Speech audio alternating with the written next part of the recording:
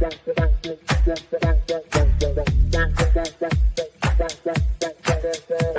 Connections Radio presents.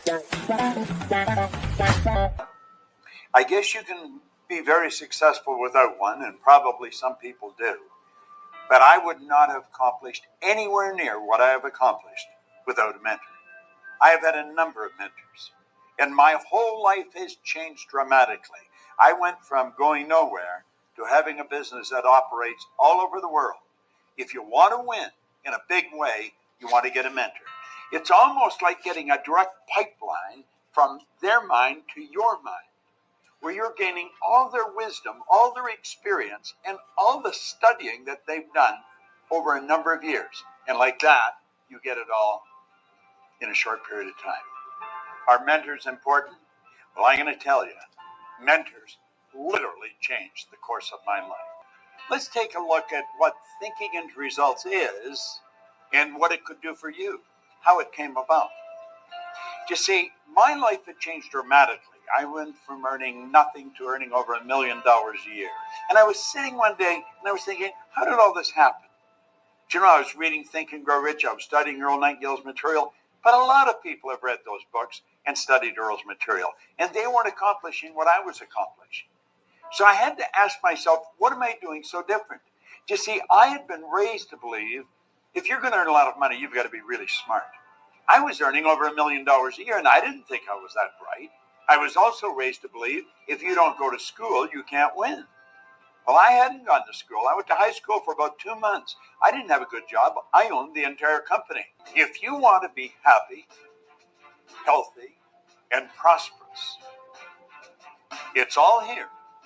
Thinking into results is going to show you how to get it.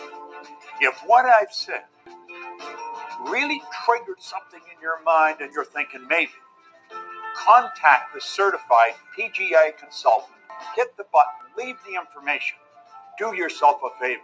Sit down and talk to them about what this program can do for you. This very well could be the decision that will change the rest of your life. Thank you, Bob. I'm Sid Maystreet. I'm a certified consultant with the Thinking in Results program, and I welcome you to our lesson today, lesson number 8, called PRAXIS. And PRAXIS is the aligning your actions with your behavior in line with your vision. Let me read that again here.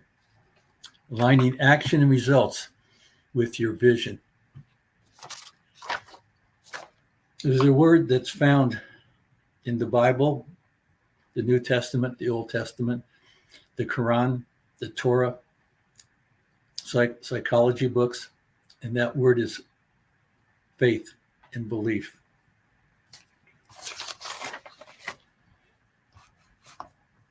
And that's what PRAXIS is, the integration of our belief with our behavior.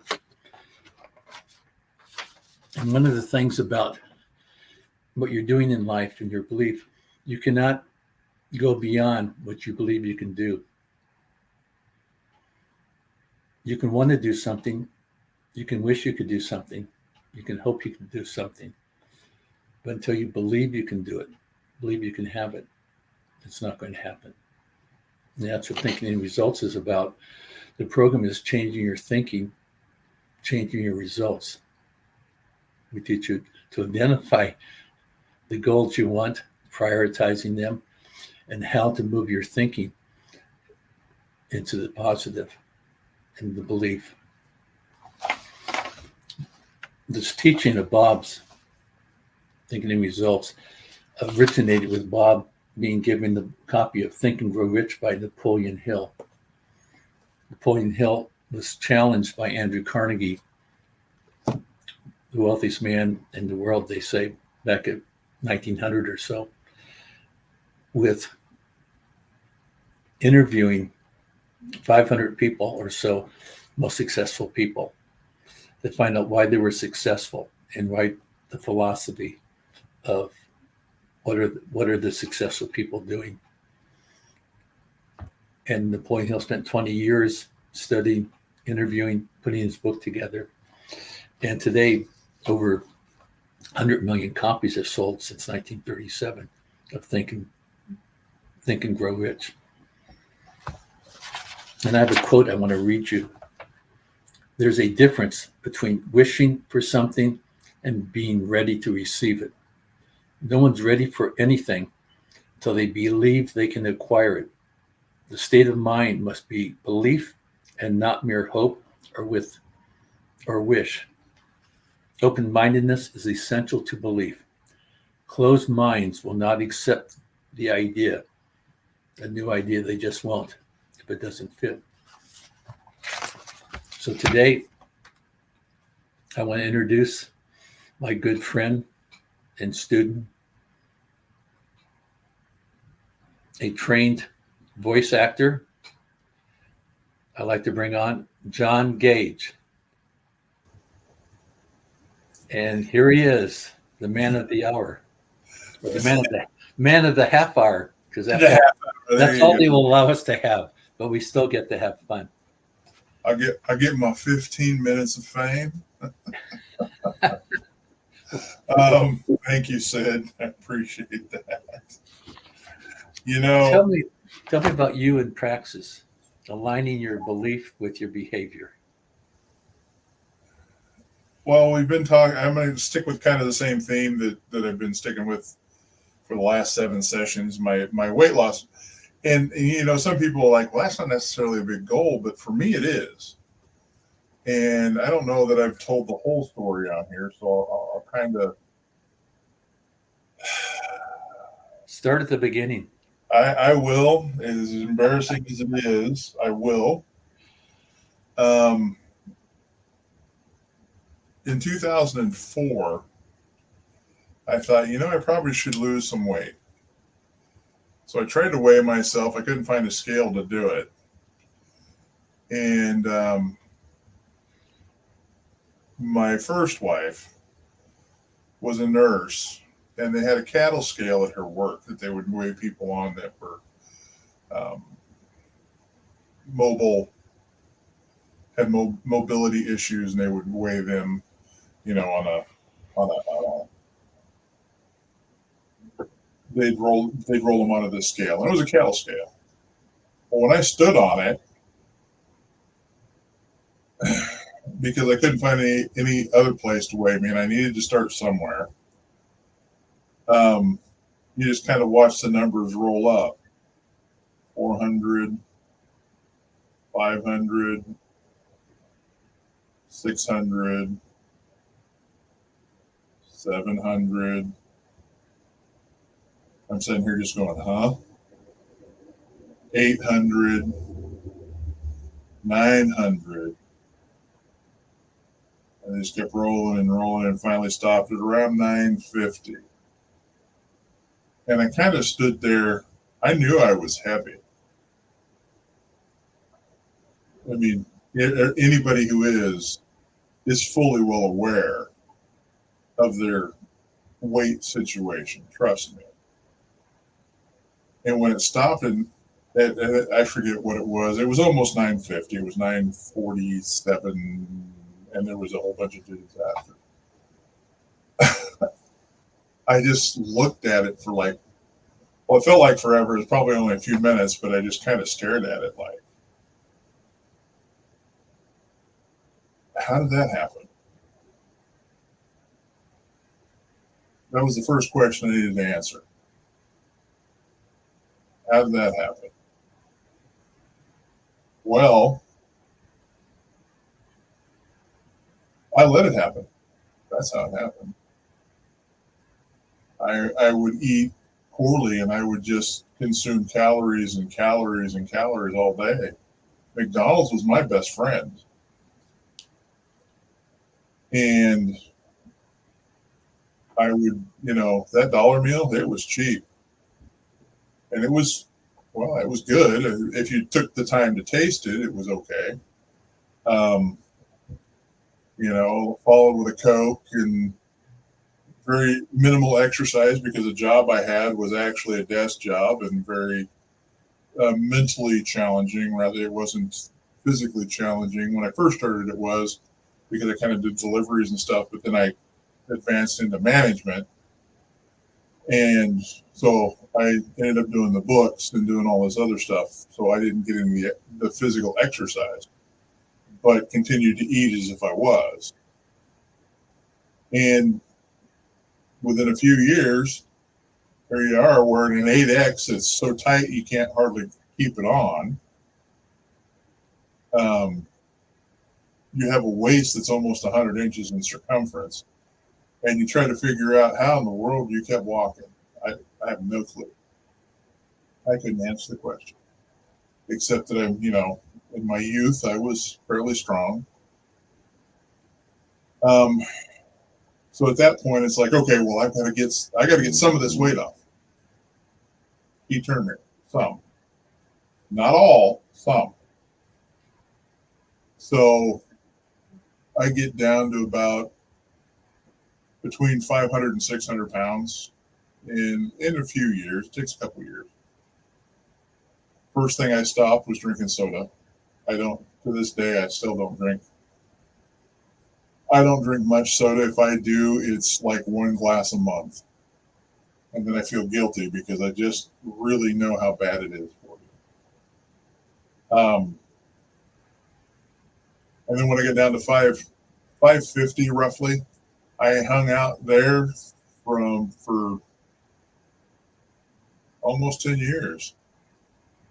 And in 2018, I did a program. I actually got down to 350. I was doing pretty good, looking pretty good, feeling pretty good. I thought, man, this is great. So I went out and celebrated. Well, I continued to celebrate for days and days and days. Then my marriage fell apart the following year. I developed a heart condition that in 2019. And in 2019, my marriage started falling apart. That's another story. Here I am still trying to lose the weight. Not really being super successful at it, but I'm still trying. Then I get sick, and I spend almost all of 2021 in the hospital. I went to the hospital a dozen times. And at the beginning of 2022, I went to the hospital in the middle of January and didn't leave until the middle of March. I went in, I think, the 20th of January, and I left March 18th. And they put me in a coma for a while. They discussed amputating my legs from the knees down because I couldn't feel any heart rate. My legs were black from the knees down. When I got out of the hospital, they told me, chances are you're probably not going to be walking well at all for the rest of your life. And oh, by the way, you're going to be on 9 liters of oxygen. For those people out there that are listening that are nurses and know how severe 9 liters of oxygen is for the rest of my life. Here it is, beginning of July 2024. I've been off the oxygen since April 2022. I can now walk, and I walk with a cane periodically for if I'm going to walk long distances or up and down stairs. I still need a cane, but it's not terrible.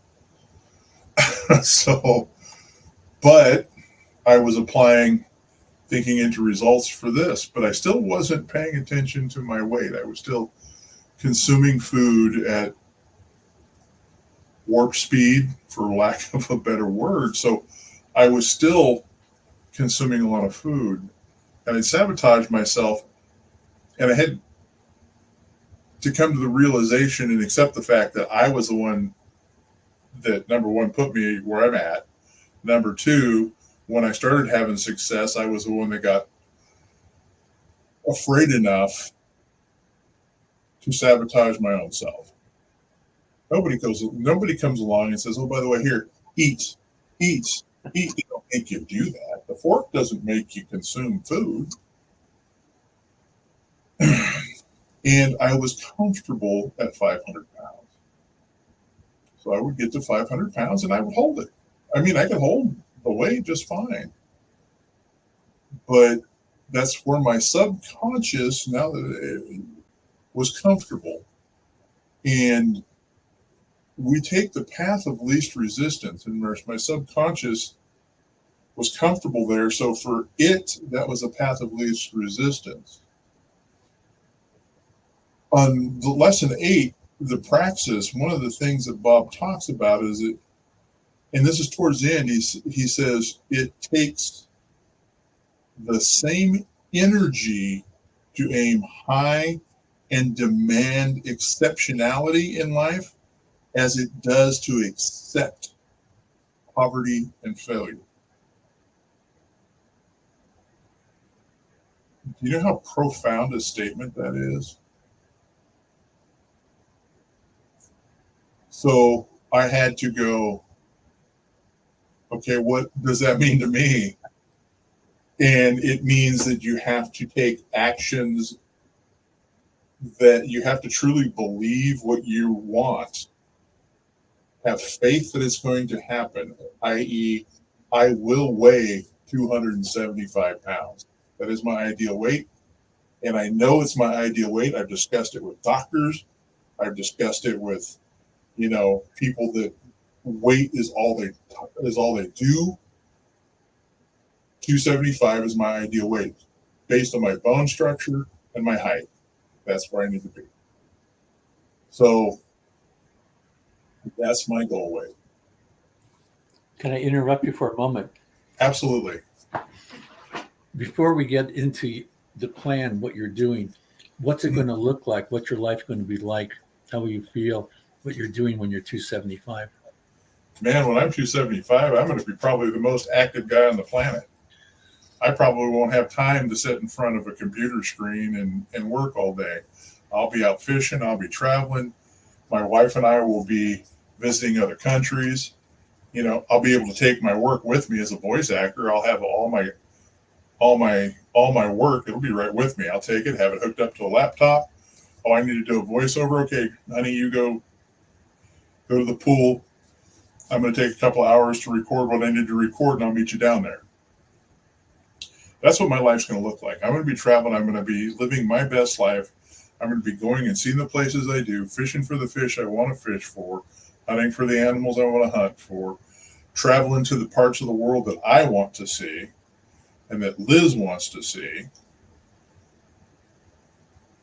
And I will be so honored to meet new people and make new friends, learn about their culture, and just enjoy absorbing what this planet has to offer for us as human beings.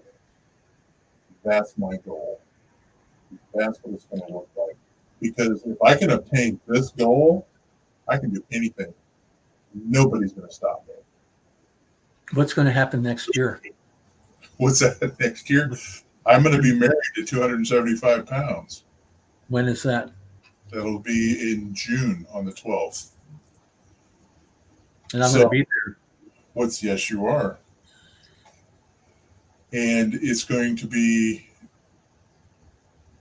wonderful to actually wear a suit and look good. As I said before, heavy people know what they look like. We don't need people to tell us how we look. We are aware of that. We know what a mirror is, and we avoid them for a reason. Until you start looking good again, and you're like, oh, wow. Is that my jaw? What happened to the third neck? It's gone. I know. The back of my head, there used to be a patch that my neck used to go from literally about here straight down. And now it curves like it's supposed to. And all they've done is accept that, well, I believe and I have faith that this is going to happen. And I interrupted. I apologize. Go ahead. Oh, no, I just wanted you to go back to the plan that you're doing right now. So what I was talking about. Because I think there might be a few people that whether they want to lose 25 pounds or 50 or whatever, that will see this, that you've got a step-by-step plan that you're. Well, yeah, because I had to accept it. Number one, I figured out how many calories it takes. Because if you take your current weight and multiply it by 12, that's the number of calories it takes just to maintain, just to exist, just to be there. So I'm pulling my calculator out. So forgive me. I forgive you. I can't do the math in my head. So currently, if I have 450 times 12, so it takes 5,400 calories for me to sit here like a lump on a log and do nothing. I want to be at 275, so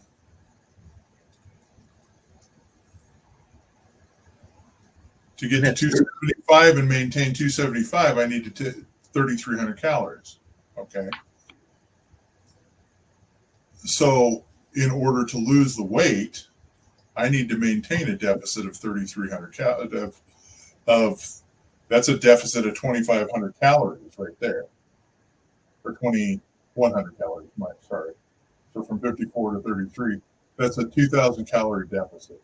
For every 500 calories a day that you remain in deficit, you lose approximately 2 pounds a week. I run it between 2,000 and 2,500 calories a day. So I'm running at another 1,000 calories approximately, because I average about 2,300 calories a day in deficit from that. But I also have to make sure that I'm eating the right amount of protein, so that I'm not burning protein, I'm actually burning fat. I'm forcing my body to burn fat. And the way you figure out your protein that you need, you take 270. So I want to be at 275. You multiply that by 0.7. So in grams, I have to eat 193 grams of protein a day to maintain enough muscle mass to keep it about a 12% body fat ratio at that weight. So what I've done is I write everything down I eat since 6'8", and I've lost over 50 pounds. I write it in this book every single day. And I have to get up in the morning and say, okay, you only have to get through today. That's it. You just have one day to get through and you're done. And I read my affirmations. I'm happy and thankful that I now weigh 275, have a 40-inch waist, 72-inch chest, 10% body fat. I walk 1 mile per day, do a full body workout 3 days a week.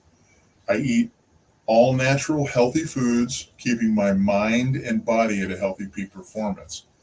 And like today, I have everything written down. I've eaten 1,840 calories today. So I still have 700 calories I can consume, and I'll be fine. It's where I'm at. It's 5 o'clock. It's almost dinner time. So it's almost 5. So I have decided that this is what I want consciously. I have developed a full belief that it will happen. I have faith I can accomplish this, and I put into action that faith so that I can accomplish this on a daily basis. And it's something that you have to be conscious of, and I don't want to sabotage myself anymore. My subconscious needs to accept that 275 pounds is my reality. It isn't going to be my reality. 275 is my reality now. And since June 8th, when I started writing it down, I've lost 50 pounds. That's And you can see that my watch used to sit up here. That's 2.5 inches. So, and it just slides down, and I've just decided to hold off until I get to my weight goal so that I can resize the watch properly. But that's what I've done. I mean, I've had to really align what I do. You know, I had to implement my belief with action so that I can accomplish that. It's just like you can't. I can say, yeah, I weigh 275, you know, but I don't. So, But you see yourself. but I see myself at 275. Yes. John, I'm really, really proud of you. Thank you. And I just one more thing. I know that you're getting ready to close, and I apologize. But I told you, you know, that they wanted to amputate my legs because they were black. Just so everybody is aware, because I've started doing this and paying attention to what's going into my body, my legs have full color back in them. I have a pulse in my feet, which I didn't have while they were discussing that. I have all the veins reappearing, and everything is starting to. My heart, the infraction ratio on my heart was 40%. It is now at 65%, which is above what it should be for my age.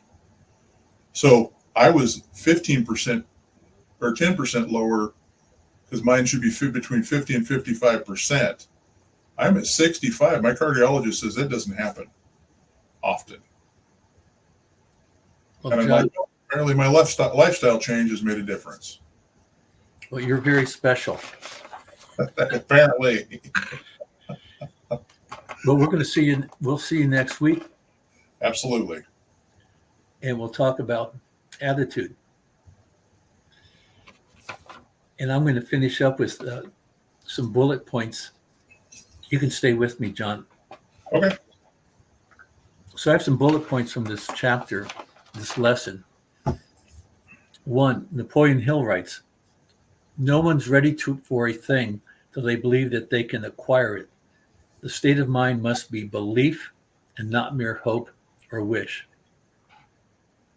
Number 2, our belief system is based upon our evaluation of something. And frequently, if we reevaluate situations, our belief about those situations will change. Number 3, we will never go beyond where you believe you can go. I'll repeat that one.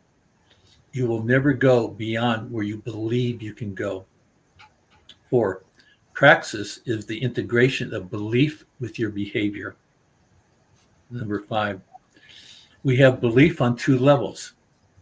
Belief in our educated mind based on logic, based on what we see and the information that we gather.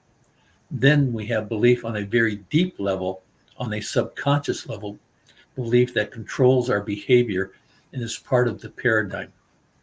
Number 6, with a team, it is essential that each member believes on an emotional level that which they vibrate and verbalize.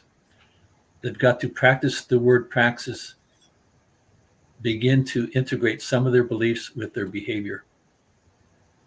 Number 7, on a conscious level and on a logical level, we can think it's true and we can say, yeah, I can do that.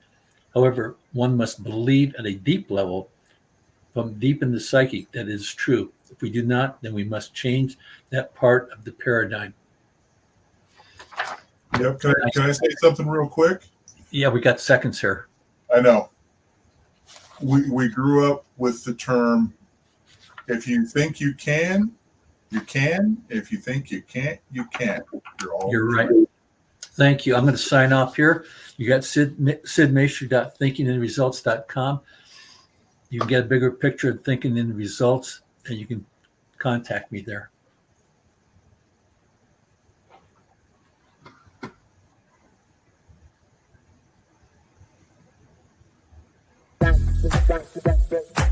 PR Connections Radio thanks you for watching this podcast. Check out more episodes of this show and our others at prconnectionsradio.com.